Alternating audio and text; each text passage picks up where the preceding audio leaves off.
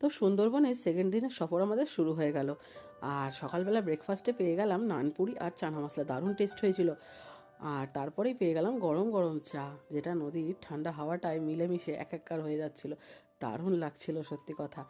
আর দেখো রোদ তখনও সেইভাবে ওঠেনি, তাই বেশ ঠান্ডা ঠান্ডা হাওয়াটা গায়ে লাগছিল। আর দেখতে দেখতে আমরা চলে গেলাম। তারপরে আমরা পৌঁছে গেলাম কিচেনে, যেখানে দুপুরের রান্না তোড়জোড় শুরু হয়ে গেছিলো। তারপর আমরা হাতে পেয়ে গেলাম গরম গরম আমোদি মাছের ফ্রাই, যেটা খেতে বেশ ভালো ছিল, তবে কাঁটা ছিল বড্ড বেশি। তারপরে আমরা আবার নদীর ভিউ দেখতে দেখতে এগিয়ে গেলাম। তবে হ্যাঁ, সবটাই ভালো, কিন্তু ঠান্ডা হাওয়াটা যতটা পারবে সামনে বসে অ্যাভয়েড করার চেষ্টা করবে। সামনেটা বসবে না, পিছন দিকটায় বসলে ঠান্ডা হাওয়াটা ডাইরেক্ট লাগবে না, যেটা তোমাদের শরীরে অতটা ক্ষতি করবে না।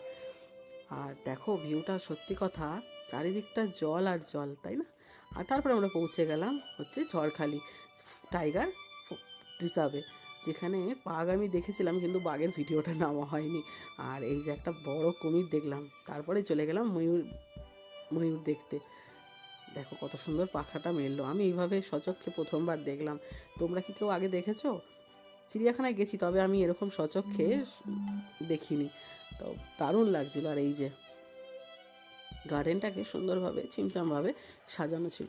আর তারপরেই চলে গেলাম আমরা বোর্ডে, যেখানে দুপুরে খাবার দাবার রেডি হওয়া শুরু হয়ে গেছিলো। আর আজকে ছিল ভাত, ডাল, বেগুন ভাজা, আর ছিল বাঁধাকপি, আর ছিল কাতলা মাছের কালিয়া, আর ছিল চিংড়ি মাছের মালাইকারি। এনাদের রান্নাবান্না সত্যি অন্যরকম, বেশ সুন্দর খেতে। আর তারপরে সবাই বসে গেছিলো ফার্স্ট ব্যাচে, তারপর আমরা সেকেন্ড ব্যাচে সেদিনকে বসেছিলাম। আর তারপরে চলে গেলাম বালি আইল্যান্ডে, যেখানে রয়েছে একটা লোকনাথ বাবার মন্দির। তো আমরা সেখানে এগিয়ে গিয়ে মন্দির প্রাঙ্গণে চলে গেলাম। বেশ সুন্দর ছিমছাম জায়গাটা, বেশ স্নিগ্ধ, নিস্তব্ধ, ভালো লাগছিল। আমরা সবাই মিলে গিয়ে দর্শন করলাম বাবার মন্দিরে।